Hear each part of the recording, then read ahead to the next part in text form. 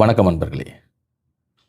இலங்கையினுடைய பிரதான வரலாற்று நூல்களும் அரசியல் சொல்லாடல்களும் மேட்டுக்குடி சிங்கள தேசியவாத கதையாடல்களால் மட்டுமே வடிவமைக்கப்பட்டவை.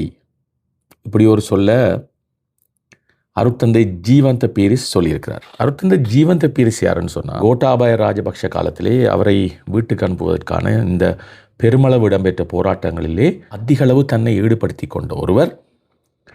விசேடமாக ரணில் விக்ரமசிங்க ஆட்சிக்கு வந்த பிறகு இந்த போராட்டத்திலே ஈடுபட்டவர்களுக்கு எதிராக நடவடிக்கைகள் எடுக்கப்பட்ட போது இவருக்கும் நடவடிக்கை எடுக்கப்பட்டது, பயணத்தடை விதிக்கப்பட்டது.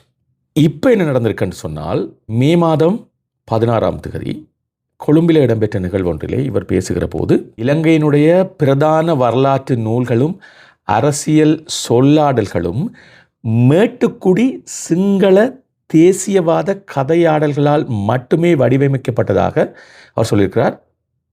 இது நான் தமிழில் மொழிபெயர்த்து சொல்கிறேன். அருட்தந்தை பீரிஸ் அங்கே பேசுகிற போது, சுமார் 30 வருட கால இந்த யுத்தம் தீவிரவாதிகளுக்கு அல்லது பயங்கரவாதிகளுக்கு எதிரான யுத்தம் அல்ல, இலங்கையில் இருக்கிற தமிழ் மக்களுக்கு எதிராக இடம்பெற்ற யுத்தம் என்றும், இறுதியில் இடம்பெற்றது தமிழ் மக்களுக்கு எதிரான மிகப்பெரிய ஒரு மனித படுகொலை என்றும் சொல்லியிருக்கிறார்.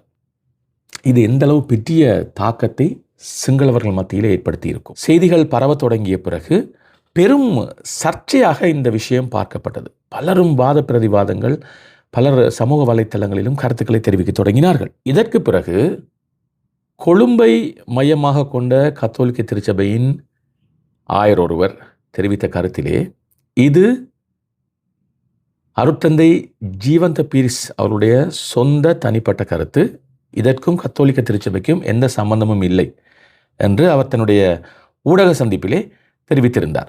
இதற்கு பிறகு என்ன நடந்ததுன்னு சொன்னால், வடக்கு கிழக்கில் நீதியும் சமாதானமும் வேண்டி செயல்படுகிற குருக்கள் மற்றும் துறவியர் கன்னியாஸ்திரிகள் சேர்ந்த ஒரு அமைப்பு, ஏறத்தாழ 100 பேருக்கு மேல், அவர்களோடு சமூக செயற்பாட்டாளர்கள் சேர்ந்து கிட்டத்தட்ட 112 பேர் ஒப்பமிட்டு ஒரு அறிக்கை ஒன்றை வெளியிடுகிறார்கள். அருட்தந்தை ஜீவந்த பீரிஸுக்கு சார்பாக அவர் சொன்ன விஷயத்தை வரவேற்றும் அவரை ஆதரித்தும் தங்களுடைய நிலைப்பாட்டை வெளியிடுகிறார்கள். இதில் முக்கியமான விஷயம் ஒன்று என்னவென்று சொல்ல வேண்டும்னு சொன்னால், அருட்தந்தை ஷிராட் ஜெயவர்தன என்று சொல்லப்படுகின்ற ஒருவரும் இதில் சைன் பண்ணியிருக்கிறார். அவர் கொழும்பு உயர் மறை மாவட்டத்தில் பணியாற்றுகின்ற அல்லது அதனைச் சேர்ந்த ஒரு அருட்தந்தை. இவர் ஏற்கனவே நீர்கொழும்பிலே இடம்பெற்ற தமிழர்களுக்கு ஆதரவான நிகழ்வுகளே பங்களிப்பு செய்ததற்காக கடந்த ஜனவரி மாதம் டிஐடியால் ஏறத்தாழ 4 மணித்தியாலங்கள் விசாரிக்கப்பட்ட ஒருவர்.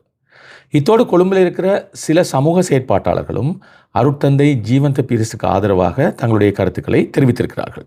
அந்த உண்மையிலே அந்த கருத்தை அவர்கள் ஆதரவாக தெரிவிக்காவிட்டாலும் அது தமிழ் மக்களுக்கு நியாயம் வேண்டி தெரிவிக்கப்பட்ட கருத்துக்களாகத்தான் பார்க்க வேண்டி இருக்கிறது. தமிழர்களுடைய போராட்டம் ஆரம்பிக்கப்பட்ட காலத்திலிருந்து வடக்கு கிழக்கில் இருக்கிற குருக்கள், ஆயர்கள் எந்த அளவு நியாயத்துக்கு உறுதுணையாக இருந்திருக்கிறார்கள்.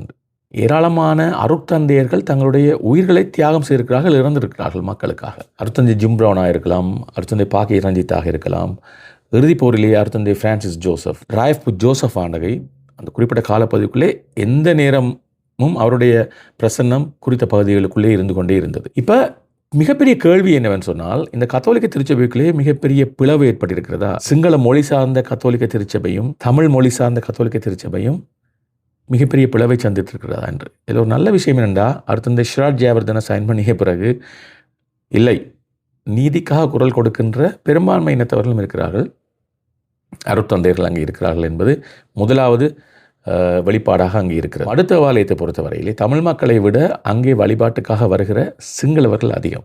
அது மாதிரி ஹிந்துமையாக இருக்கலாம், ராகமையாக இருக்கலாம், சிங்கள பகுதியில் இருக்கின்ற தேவாலயங்களுக்கு செல்கின்ற தமிழர்கள் அதிகம். இது போன்ற ஒரு நிலைப்பாடு எந்த அளவு பிரிவினையை உண்டாக்கும் என்பதை நீங்கள் அறிந்திருக்கக்கூடும்.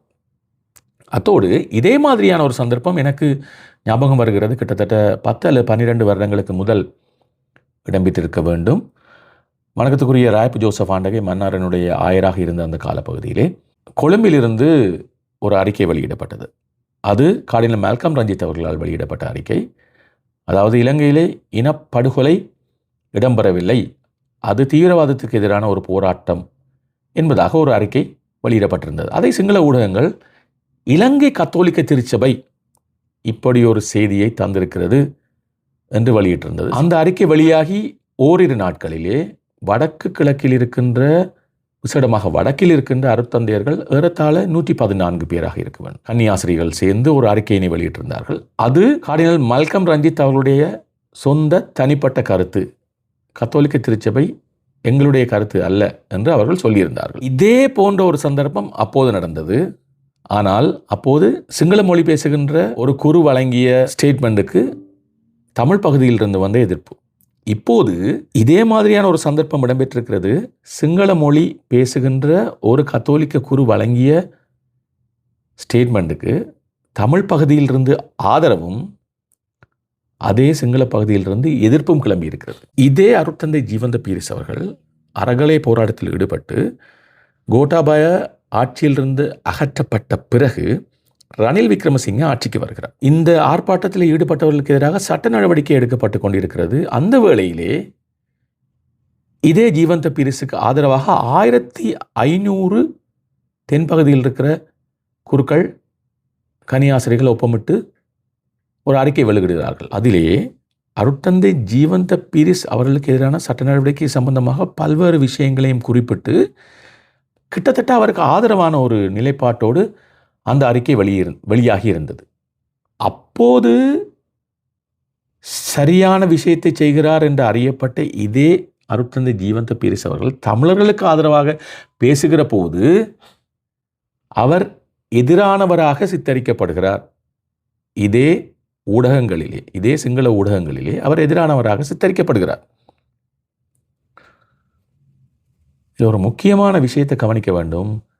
தமிழர்களுக்கு ஆதரவாக சிங்கள பகுதியிலும் மிக தெளிவான சிந்தனைகளோடு அருட்தந்தையர்கள் மட்டுமல்ல, சோஷியல் மீடியா ஆக்டிவிஸ்ட் மட்டுமல்ல, பல பொதுமக்களும் இருந்து கொண்டிருக்கிறார்கள் என்பதை நாம் உணர வேண்டும். எனவே இந்த நேரத்திலே இந்த சந்தர்ப்பத்தை பயன்படுத்தி அரசியல் சாணக்கியத்தோடு சில நகர்வுகளை மேற்கொள்ள வேண்டியது தமிழ் அரசியல்வாதிகளின் கடமை என்பதை நாம் உணர்ந்து கொள்ள வேண்டும். சில சந்தர்ப்பங்கள் வருகிற போது அதனை சாதகமாக பாவித்துக் கொள்வதும், ஏனென்றா இவருக்கு எதிரான அருட்தந்தை ஜீவந்த பீரிஸுக்கு எதிராக சட்ட நடவடிக்கை எடுக்கப்படுகின்ற போது சர்வதேச சமூகம் ஊற்று கவனித்துக் கொண்டிருந்தது.